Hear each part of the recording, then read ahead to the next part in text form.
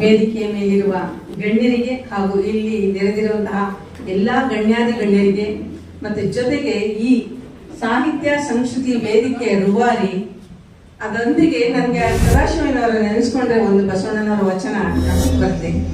ಇವ ನಾರವ ಇವ ನಾರವ ಇವ ನಾರವ ಎಂದೆನಿಸಿದರಯ್ಯ, ಇವ ನಮ್ಮವ ಇವ ನಮ್ಮವ ಇವ ನಮ್ಮವ ಎಂದೆನಿಸಯ್ಯ ಅನ್ನುವ ತತ್ವವನ್ನು ಮೈಗೂಡಿಸಿಕೊಂಡಿರುವಂತಹ ಸದಾಶಿವಯ್ಯನವರು ಇವತ್ತೊಂದು ಆಯೋಜಿಸಿರುವ ಈ ಕಾರ್ಯಕ್ರಮವನ್ನು ನೋಡ್ತಾ ಇದ್ರೆ ಎಂಥವ್ರಿಗಾದ್ರೂ ಹುಮ್ಮಸ್ಸು ಬರುತ್ತೆ, ಇದ್ರೆ ನಾವು ಭಾಗವಹಿಸೋಣ ಅಂತೇಳಿ ಅಂತ ಹೇಳ್ತಾ, ನಾನು ಎಲ್ಲಾ ಕಾಲಕ್ಕೂ ಸಲ್ಲುವಂತಹ ಹಾಗೂ ನಮ್ಮ ಕನ್ನಡ ಹೆಮ್ಮೆ ಕನ್ನಡ ನಾಡಿನ ಬಗ್ಗೆ ಒಂದು ಕವನವನ್ನ ತಮ್ಮ ಮುಂದೆ ಗಾಯನ ರೂಪದಲ್ಲಿ ವಾಚನ ಮಾಡ್ತೇನೆ.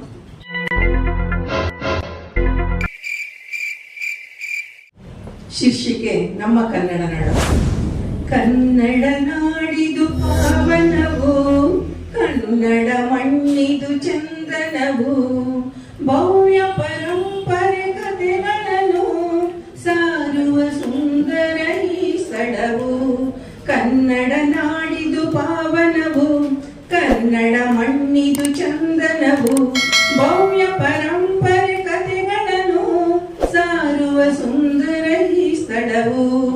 ಕಸ್ತೂರಿ ಕಂಪು ಕೋಗಿಲೆ ಇಂಪು ಅಡಗಿದೆ ನುಡಿಯಲಿ ಸವಿಗಾನ, ಕಗಮೃಗ ಗಿಡ ಮರ ತುಂಬಿಹ ಕಾನನ ಗಿಳಿಕಾ ಜಾಣದ ಕಾಣದ ಕೂಜನ. ಕಸ್ತೂರಿ ಕಂಪು ಕೋಗಿಲೆ ಇಂಪು ಅಡಗಿದೆ ನುಡಿಯಲಿ ಸವಿಗಾನ, ಕಗಮೃಗ ಗಿಡ ಮರ ತುಂಬಿಹ ಕಾನನ ಗಿಳಿಕಾ ಜಾಣದ ತಾಣದ ಕೂಜನ.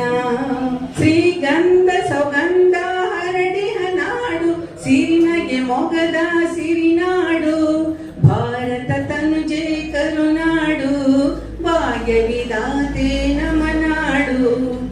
ಶ್ರೀಗಂಧ ಸೌಗಂಧ ಹರಡಿಹ ನಾಡು, ಸಿರಿನಗೆ ಮೊಗದ ಸಿರಿನಾಡು, ಭಾರತ ತನುಜೆ ಕರುನಾಡು, ಭಾಗ್ಯ ವಿಧಾತೆ ನಮನಾಡು.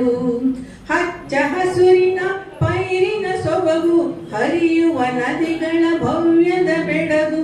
ಹಚ್ಚ ಹಸುರಿನ ಪೈರಿನ ಸೊಬಗು, ಹರಿಯುವ ನದಿಗಳ ಭವ್ಯದ ಬೆಳಗು. ಗಿರಿಜರಿಗಳ ಕಣ್ ಸೆಳೆಯುವ ಬೆರಗು, ಎಲ್ಲೆಡೆ ಹಾಸಿದೆ ಚೆಲುವಿನ ಸೆರಗು.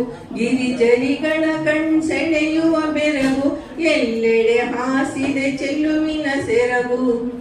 ಏಳೇಳು ಜನ್ಮಕ್ಕೂ ಜನಿಸಲು ಬೇಕು ಕರುನಾಡಿನ ಈ ಮಣ್ಣಿನಲ್ಲಿ, ಏಳೇಳು ಜನ್ಮಕ್ಕೂ ಜನಿಸಲು ಬೇಕು ಕರುನಾಡಿನ ಈ ಮಣ್ಣಿನಲ್ಲಿ. ಜೀವನ ಸಾರ್ಥಕವಾಗಲು ಬೇಕು ಭುವನೇಶ್ವರಿಯ ಮಡಿಲಿನಲ್ಲಿ. ಕನ್ನಡ ನಾಡಿದು ಪಾವನವು, ಕನ್ನಡ ಮಣ್ಣಿದು ಚಂದನವು, ಭವ್ಯ ಪರಂಪರೆ ಕಥೆಗಳನ್ನು ಸಾರುವ ಸುಂದರ ಈ ಸ್ಥಳವು. ಭವ್ಯ ಪರಂಪರೆ ಕಥೆಗಳನ್ನು ಸಾರುವ ಸುಂದರ ಈ ಸ್ಥಳವು. ಆಲಿಸಿದೆ ಎಲ್ರಿಗೂ ಧನ್ಯವಾದಗಳು.